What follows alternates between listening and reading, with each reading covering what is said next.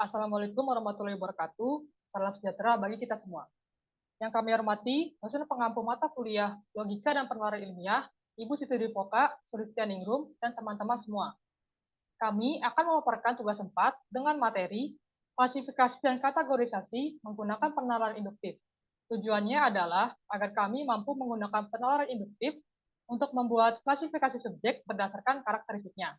Kami dari kelompok 5 yang beranggotakan Hesti Armawati dengan NIM 15026210005, Pria Rizky Nugroho dengan NIM 15026210008, Raffi Zahra Petra dengan NIM 15026210023, dan Anina Francisca Josephine dengan NIM 15026210024. Baik, pemaparan selanjutnya akan dipaparkan oleh rekan saya. Baik, untuk yang pertama yaitu kasus ketidaksetaraan gender dalam hal pendidikan. Nah, ketidaksetaraan gender ini adalah adanya pembedaan hak dan kewajiban antara laki-laki dengan perempuan dalam mendapatkan pendidikan formal. Kasus ini terjadi karena adanya latar belakang pendidikan yang belum setara antara laki-laki maupun perempuan yang dapat menyebabkan ketidaksetaraan gender dalam semua sektor, seperti menyuarakan pendapat, mendapatkan pekerjaan, jabatan, dan peran dalam masyarakat. Nah, untuk premis pertama, hal ini banyak terjadi terutama di desa karena perempuan di desa merasa cukup untuk sekolah sampai tingkat SMA saja. Dan yang premis kedua, padahal sebenarnya sebagai perempuan itu bebas dalam meraih pendidikan setinggi mungkin. Untuk yang premis ketiga, banyak perempuan yang juga memiliki kemampuan atau keahlian dalam bidang pendidikan yang dapat setara dengan laki-laki. Untuk kesimpulan, ketimpangan gender sangat umum di kalangan perempuan, di mana terdapat kultur yang selalu menomorduakan perempuan, misalnya dalam berkeluarga, masih banyak perempuan dianggap sebagai sosok yang perannya hanya sebatas sebagai ibu dan menjaga anak-anak serta mengurus rumah saja.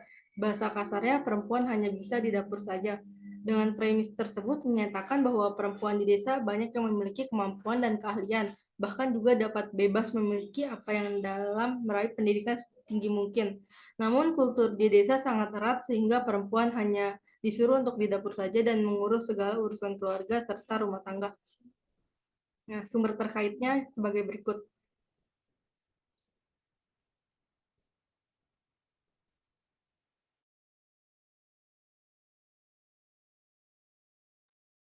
Baik, selanjutnya saya akan menjelaskan kasus kedua. Kasus kedua ini menggambarkan berbagai situasi lingkungan yang memiliki berbagai potensi perubahan karena pancaroba iklim dan dampak perubahan bumi. Next.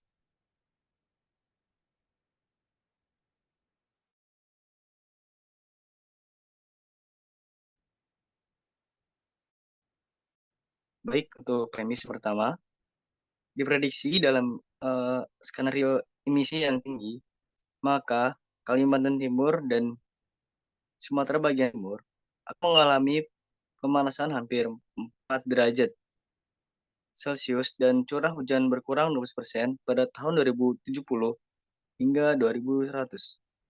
Lalu premis yang kedua, sektor 55, sekitar 55 hari bahaya kebakaran ekstrim per tahun di Timur Kalimantan pada tahun tersebut. Sementara di Sumatera Timur, jumlah hari bahaya kebakaran ekstrim setiap tahun meningkat 17 hingga 64 hari. Kalau diperingati sebagai Hari Bumi, akan ada pemulihan yang diharapkan mampu membawa harapan yang merupakan unsur penting untuk menyelamatkan bumi, seperti memulihkan ekosistem dan hutan dunia, melestarikan dan mengembangkan kembali tanah, meningkatkan praktik pertanian, memulihkan populasi satwa liar, dan membersihkan lautan dunia dari plastik. Untuk itu, diperlukan proses alami termasuk reboisasi dan konversasi tanah agar mampu menyimpan karbon dalam jumlah besar, juga memulihkan keanekaragaman hayati, air, bersih, dan udara, serta menyeimbangkan kembali sistem ekologi, agar tidak terjadi kekeringan di antara tahun 2068 dan 2100.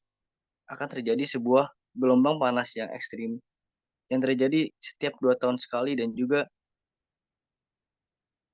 berakibat kebakaran hutan dan semakin punahnya hewan dan tumbuhan, maka bahan pangan sulit dicari dan menyebabkan kenaikan harga pangan dan permasalahan sosial lainnya.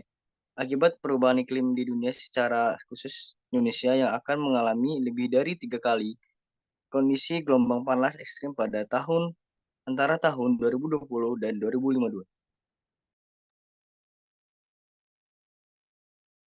Untuk sumbernya, buku Logika dan Penerapan Ilmiah, Universitas Negeri Jakarta.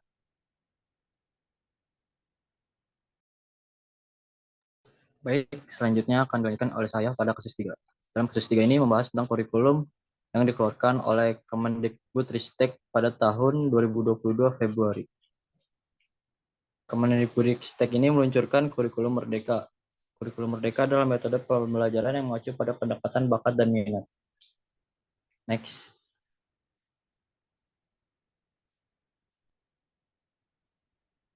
Pada premis pertama, kurikulum Merdeka merupakan kurikulum pembelajaran intrakurikuler yang beragam, di mana konten akan lebih optimasi agar peserta didik mempunyai waktu yang cukup untuk mendalami konsep dan menguatkan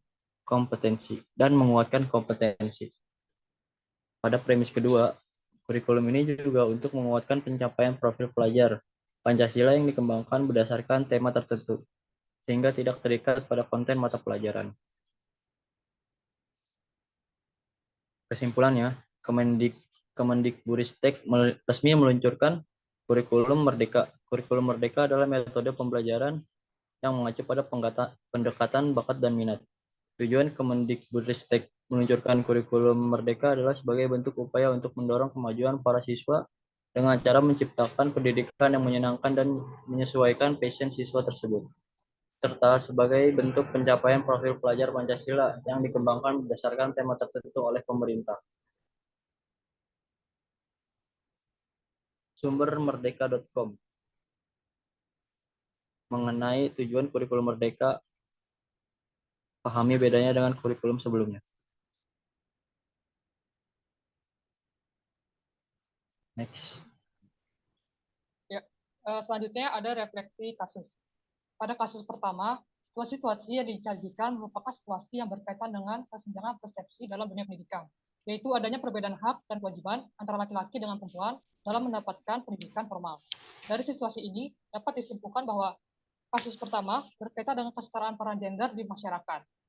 Kasus kedua menggambarkan berbagai situasi lingkungan yang memiliki berbagai potensi perubahan karena pancaroba iklim dan dampak terhadap bumi. Sehingga dapat disimpulkan bahwa kasus kedua ini berkaitan dengan isu perubahan iklim. Pada kasus ketiga, merupakan situasi peluncuran kurikulum Merdeka oleh Kemendikbudristek sebagai bentuk upaya untuk mendorong kemajuan para siswa dengan menciptakan pendidikan yang menyenangkan. Sehingga dapat disimpulkan bahwa kasus ketiga ini berkaitan dengan tujuan pendidikan bermutu. Ketiga isu yang disimpulkan dari masing-masing kasus tersebut merupakan isu yang sangat ini sedang diangkat dalam Sustainable Development Goals. Dan setiap isu yang diangkat di atas merupakan bagian dari 17 tujuan Sustainable Development Goals.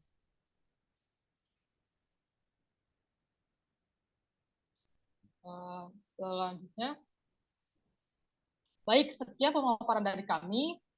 Kurang lebihnya mohon maaf. Terima kasih. Wassalamualaikum warahmatullahi wabarakatuh.